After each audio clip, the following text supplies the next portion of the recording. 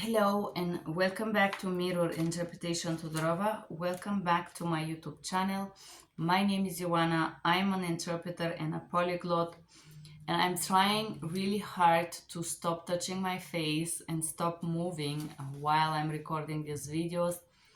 And this is kind of difficult for me. When I work, I would usually walk. It calms my brain down. So I hope you appreciate this effort I'm making for both of us. Now we're gonna answer a question from Reddit. I receive a question, it's anonymous. Let's read this question. I recently started a job as medical interpreter with good pay per hour, but only working 10 hours or less per week. I have an interview as a medical interpreter with another company, but they don't have good reviews. Supposedly, they have a contract in which you can't work at hospital or other companies which I already work. I applied to like 10 or more medical interpreter job, but I had no success. I think it is because I don't have much experience or certifications. I do have 2 years of a medical school, which helped me a lot with medical terminology. I would like to work at least 25-30 hours per week and do another thing during afternoon, nights, and weekends. Translator, Uber Eats, or tutoring to earn more money. Any recommendations with companies that take people with no experience? Okay, I'm gonna break this down for you guys. This is very good question. I'm sorry, the question is anonymous, so I told you, sir or ma'am, I'm going to answer it and I'm gonna share this video with you on the message. However,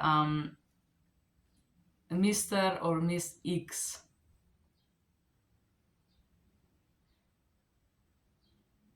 I have an interview. Okay, first portion. I have an interview with a company, but they don't have a good reviews. Here is, I'm gonna share, this is gonna be point number one of answering your question. Point number one is gonna be why I always say, guys, check the reviews. If you watch my channel, you know I always say, people, check the reviews of the company, check who you're going to do business with. The reason why, I will tell you why this is so important. And it's great that you check the reviews, because if this company, for example, does not pay, and I will tell you, I'm talking about Culturaling right now, and you start a contract and they seem to offer you good rate and all of that, and you start working and they don't pay you. You have been worked 3 months or 2 months, your bills are coming and you have no money to pay, and you're working like crazy. How is that like to you? Now to get paid, you gotta go to court.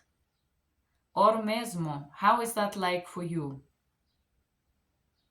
Is that good or bad? Imagine you work 3 months and you're not paid. How pissed? How pissed would you be? Now, out of the fact that you've been working your butt off, you also have no money. You cannot pay your rent, your house, your utilities. But when you check the reviews, you see there is 20 people writing down that the company doesn't pay them. And you took the risk. So, if the reviews are bad, even if you don't want to believe it, you took the risk, right? Why would you take this risk? Why? I will tell you. Uh, I do preach to take the reviews, and sometimes I did not. In the case that I didn't check the review, it was company called Cultura Link. And I regret it because I did check the reviews after 3 months when I my account went under, and I realized they haven't paid me in 3 months. And this is when I realized that the company simply doesn't pay. It's not new. If you go and read the reviews, you're gonna see the same reviews over and over again. They don't pay. They just have this problem with paying. So if you take the risk, you have nobody else to blame. If you check the reviews and they're bad, why would you take the risk? This is my first question. I don't take the risk anymore. Better little but sure than working months and months and have no money at all.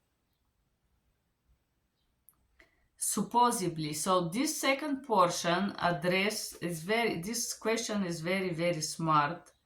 And the reason why I take it, even though it's anonymous, I want to break down portion here. There is a video that I created not long ago saying I don't understand my contractor agreement, and I'm gonna put this 606 contractor. So this portion here, supposedly they have a contract in which you can't work at hospital or other companies, which I already work.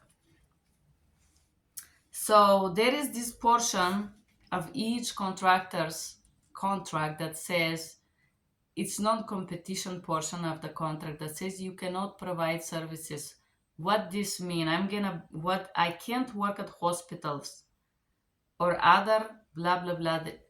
The contract that each company sends you as a freelancer, it simply mean that if you went to, let's say, X, let's say, I don't know, X-ray lab, specific one, in a specific address to provide services for the company that wants to hire you, it means that you cannot start contract as a freelancer directly with this clinic providing services as the interpreter while you work for this company. It means you cannot steal their client.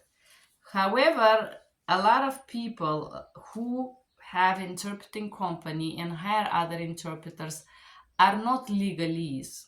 I would call them, they're a little bit not legally savvy.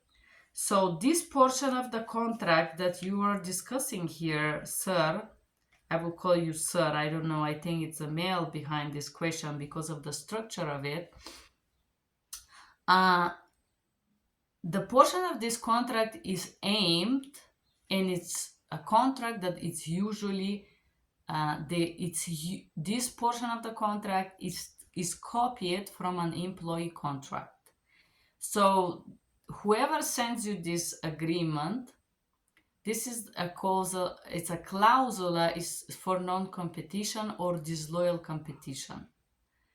As an employee, you have no right to work for any of their clients' location while you work for them.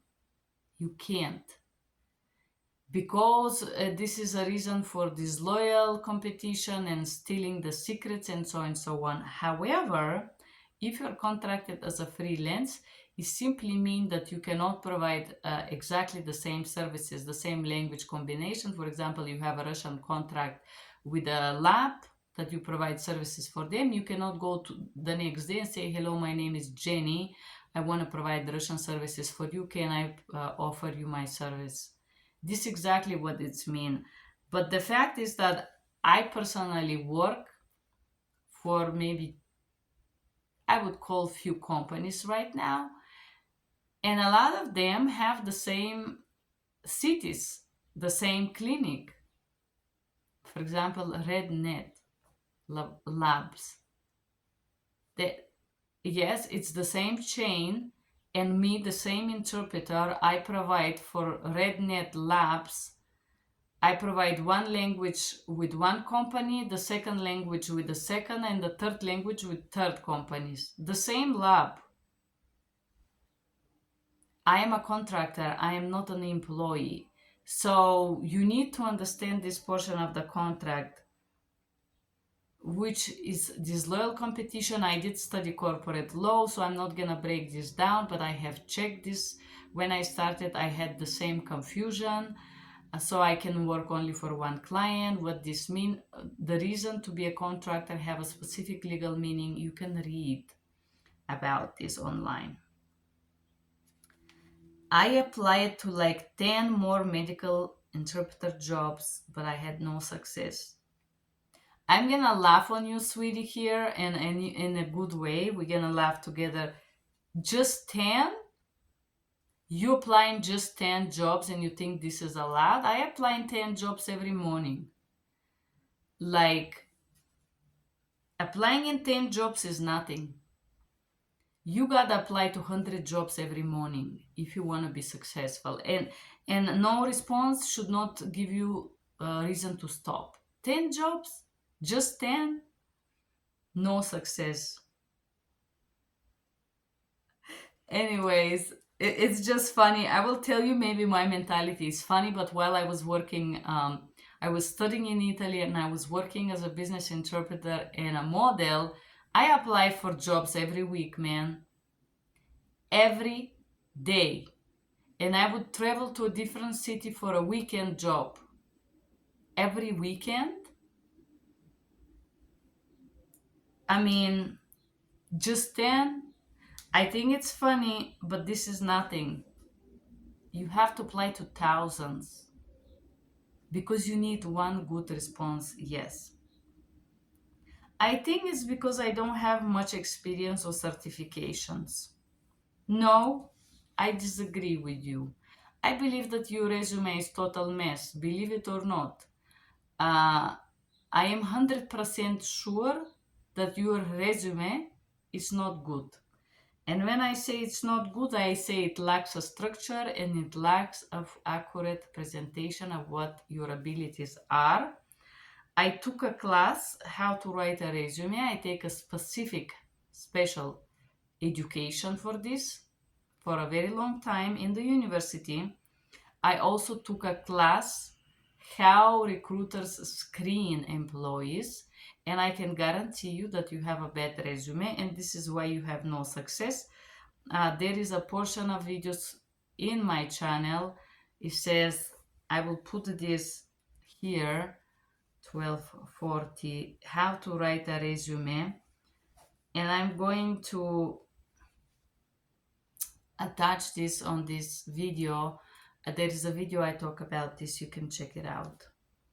2 years of medical school, I am impressed. This is something. You have 2 years of medical school and you have zero confidence. How is this possible? Which helps me a lot with medical terminology. Well, yeah, hello, 2 years of medical school.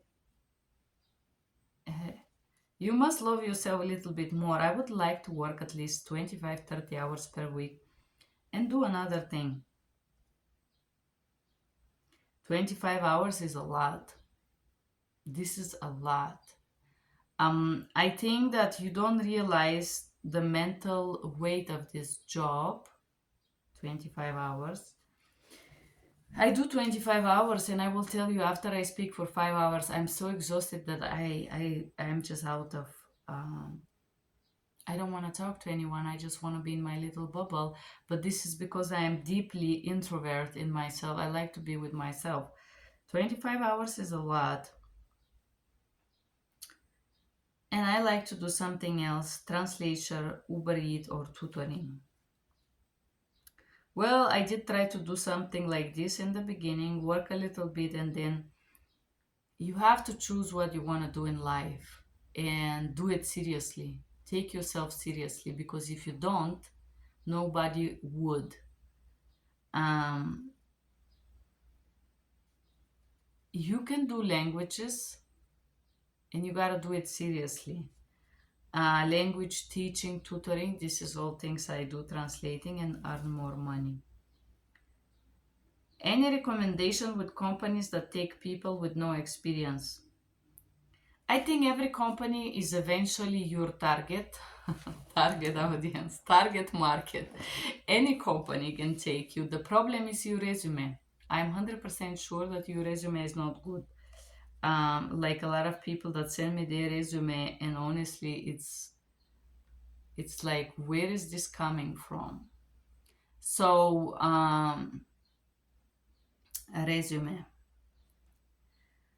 I think that any companies is potentially willing to hire you if you have the correct resume and correct attitude. No experience. Uh, well, you said you're working now for 10 hours, so you do have some experience. I think the first number step you should do, you should correct your resume. You should check out the video that I create about this. And I do not represent any company. I personally take people with no experience. Yes, I do, or with little experience. I'm willing to give it a shot. Right now, I need Spanish, so if you provide Spanish. But honestly, I'm starting to get a little bit impatient with people who have absolutely no experience, because I don't have time to tutor you. I can give some straight, and I'm expecting you to jump right on the train. And if you don't, I'm ready to let you off the journey, basically. Uh, Many companies will take advantage of you not having experience. I would say it in a bad way. Many companies will want to use you and underpay you because you have no experience. So set that. Uh, you can, I mean, many of those will would love to use you. Just correct your resume, sir. And I think it's a male behind this. I call you sir, but if it's a lady, forgive me. But I could feel the male vibe from the way you structured this question. But anyways, guys, even for you, my followers here on the YouTube channel, if you have no experience, this is not a problem. Willing to put the job is what will make you be hired. Uh, and willing to put the job starts with your resume. If your resume is horribly structured, there is this guy Oleg on LinkedIn. He sent me several times um, his resume on the email, and now he sent it to me on the LinkedIn, and then he's trying to persist in offering services, and then he's some like content writing, and I check his resume, it's all over the place. I personally did not like it. So um, it doesn't matter if you have experience, you have to have the right approach and the right resume. It means structure. Do check the videos here that I'm talking about the resume. Thank you for being here. If you guys watch these videos with questions, I appreciate you being here, and I hope it was useful, and I hope you have a good day. Bye bye.